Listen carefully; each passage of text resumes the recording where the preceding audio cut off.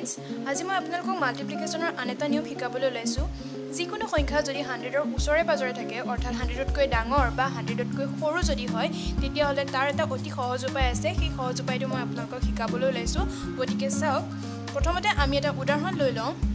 115 into 91 এই ক্ষেত্ৰত 115টো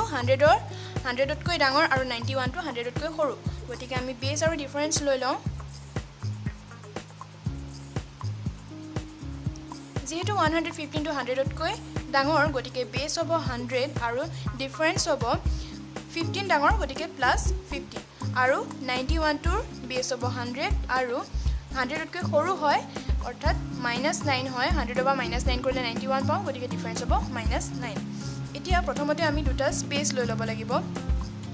প্ৰথম যোনটো স্পেচ হ'ব প্ৰথম স্পেচটোত প্ৰথম সংখ্যাটো আৰু দ্বিতীয় সংখ্যাটোৰ যোনটো ডিফাৰেন্স হয় ডিফাৰেন্সটো যোগ হ'ব অৰ্থাৎ 115 প্লাস -9 আৰু দ্বিতীয় স্পেচটো যোনটো ডিফাৰেন্স হ'ব ডিফাৰেন্স দুটাৰ পূৰণফল অৰ্থাৎ +15 ইনটু -9 হ'ব ঠিক আছে প্ৰথম স্পেচটোত প্ৰথম সংখ্যাটো আৰু দ্বিতীয় সংখ্যাটোৰ ডিফাৰেন্সটো হৈছে আৰু দ্বিতীয় স্পেচটো ডিফাৰেন্স দুটাৰ পূৰণফল হৈছে এতিয়া এটো হ'ব 115 প্লাস এ মাইনাস -9 আৰু ইয়াত হ'ব প্লাস এ মাইনাস 15 ইনটু 9 হলে হ'ব 5 ইনটু 9 মানে 45 45 ৰ 5 উকলিব 4 9 ইনটু 1 মানে 9 9 প্লাস 4 মানে 13 এতিয়া ইয়াত হ'ব 15 ৰ পৰা 9 গলে 6 ইয়াত থাকিব 0 ইয়াত থাকিব 1 অৰ্থাৎ 106 আৰু ইয়াত হ'ব 135 এতিয়া যেতিয়া এই পিছৰ যোনটো স্পেচ হয় পিছৰ স্পেচটোত সদায় আমি দুটা অংকৰ সংখ্যাহে পাতিব পাৰিম তিনটা অংকৰ সংখ্যা পাতিব নোৱাৰো কাৰণ ইয়াত দুটা 0 আছে 0 যিমানটা হয় সিমানটা অংকৰ সংখ্যাহে বহিব পাৰে গতিকে ইয়াত যেহেতু দুটা 0 আছে গতিকে দুটা অংকৰ সংখ্যাহে বহাব পাৰিম আৰু ইয়াৰ উপৰিও চাওক ইয়াত মাইনাছত আহিলে আমি যেতিয়া পূৰণ কৰিলে মাইনাছত আহিব নোৱাৰে সেই কাৰণে আমি ইয়াত এনেকুৱা এটা সংখ্যাৰ পৰা মাইনাস কৰিব লাগিব যেটো কৰিলে প্লাসত ওলাই আমাৰ এনসাৰটো গতিকে সেই কাৰণে আমি ইয়াৰ পৰা আমি 2 এটা মাইনাস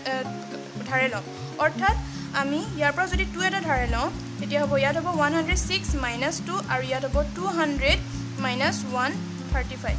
যেহেতু ইয়াত দুটা অংকৰ সংখ্যা বহিব গতিকে ইয়াত একক দশক আৰু এই সংখ্যাটো হ'ব শতকৰ ঠাইত গতিকে শতক হলে আমি ইয়াৰ পৰা 2 শতক অৰ্থাৎ 200 লম সেই কাৰণে 200 - 135 হৈছে আৰু ইয়াৰ পৰা 2 এটা মাইনাস হৈছে ঠিক আছে তেতিয়া এটো হ'ব 104 আৰু ইয়াত 10 - 5 মানে 5 ইয়াত থাকিব 9 9 - 3 মানে 6 আৰু ইয়াত 1 থাকিব 1 - 1 মানে 0 অৰ্থাৎ 10465 হ'ব আমাৰ এনসাৰ ঠিক আছে এতিয়া আমি বেলেগ এটা উদাহৰণ লওঁ 112 ইনটু 92 একে বেছ আৰু ডিফাৰেন্স লৈ লম ইয়াত প্ৰথমতে ইয়াত বেছ হ'ব 100 আৰু 112 100তকৈ 12 বেছি গতিকে ডিফাৰেন্স হ'ব +12 আৰু ইয়াতো বেছ হ'ব 100 আৰু ডিফাৰেন্স হ'ব -8 ঠিক আছে এতিয়া প্ৰথম দুটা স্পেচ লৈ লওঁ দুটা স্পেচৰ প্ৰথম স্পেচত হ'ব প্ৰথম সংখ্যাটো আৰু দ্বিতীয় সংখ্যাটোৰ ডিফাৰেন্সটো অৰ্থাৎ 112 প্লাস -8 আৰু ইয়াত হ'ব ডিফাৰেন্স দুটাৰ পূৰণফল অৰ্থাৎ +12 ইনটু -8 ঠিক আছে তেতিয়া ইয়াত হ'ব প্লাস এ মাইনাস হ'ব গতিকে 112 -8 আৰু ইয়াত প্লাস এ মাইনাস 12 ইনটু 8 হলে 8 ইনটু 2 মানে 16 or 6 উকলিব 1 8 ইনটু 1 মানে 1 1 plus 1 মানে 8 plus 1 মানে 9 গতিকে -96 হ'ব তেতিয়া 112 ৰ পৰা 8 মাইনাস কৰিলে আহিব 12 - 8 মানে 4 গতিকে 104 হ'ব আৰু এফালে -96 আছে এতিয়া আকৌ আগৰ দৰে কোৱা মতে আমি ইয়াৰ পৰা ইয়াত -96 পাতিব নোৱাৰো সেই কাৰণে আমি ইয়াৰ পৰা ধাৰে ল'ব লাগিব আমি 1 এটা যদি ধাৰে লওঁ 1 এটা ধাৰে ল'লে হ'ব 100 ধাৰে লোৱা বুজাব গতিকে ইয়াৰ পৰা 104 - 1 হৈ যাব আৰু ইয়াত 100 - 96 হ'ব তেতিয়া হ'ব 103 আৰু ইয়াত হ'ব 04 অৰ্থাৎ আমাৰ এনসাৰ হ'ব 1030 এতিয়া আমি বেলেগ এটা উদাহৰণ লওঁ 107 ইনটু 87 একেই বেছ আৰু ডিফাৰেন্স লৈ লওঁ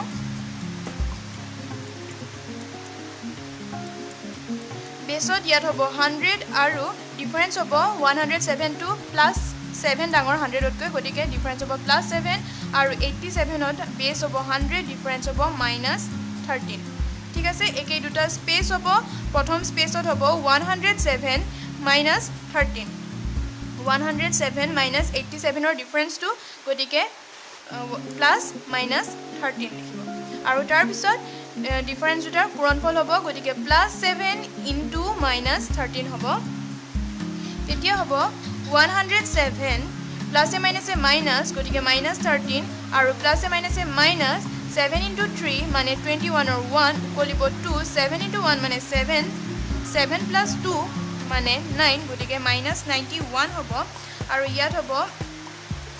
7 minus 3 মানে 4 0 পৰা 1 যায় গতিকে 10 10 ৰ পৰা 1 গলে 9 94 আৰু ইয়াত হ'ব -91 একে আগৰ দৰে আমি ইয়াত মাইনাছত পাতিব নোৱাৰো সেই কাৰণে আমি একক দশক আৰু এটো হ'ব শতক শতকৰ পৰা আমি 1 এটা ধাৰে লম অৰ্থাৎ 1 শতক বা 100 ধাৰে লম গতিকে ইয়াৰ পৰা 1 এটা মাইনাছ হ'ব আৰু ইয়াত 100 হ'ব গতিকে 94 -1 হ'ব আৰু ইয়াত হ'ব 100 -91 তেতিয়া ইয়াত হ'ব 93 আৰু ইয়াত 100 ৰ পৰা 91 গলে হ'ব 9 এতিয়া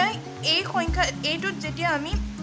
কৈছিলো যে দুটা অংকৰ সংখ্যাহে বহিব পাৰিব গতিকে যেহেতু দুটা অংকৰ সংখ্যা বহিব পাৰিব গতিকে আমি ইয়াত আৰু এটা সংখ্যা পাতিব লাগিব আৰু এটা সংখ্যা পাতিলে আমি ইয়াত 0 এটা পাতিম অৰ্থাৎ আমাৰ এনসাৰ হ'ব 9309 ঠিক আছে এতিয়া বেলেগ এটা উদাহৰণ দেখাও 119 into 95 ইয়াতো একেই বেছ আৰু ডিফাৰেন্স লৈ লওঁ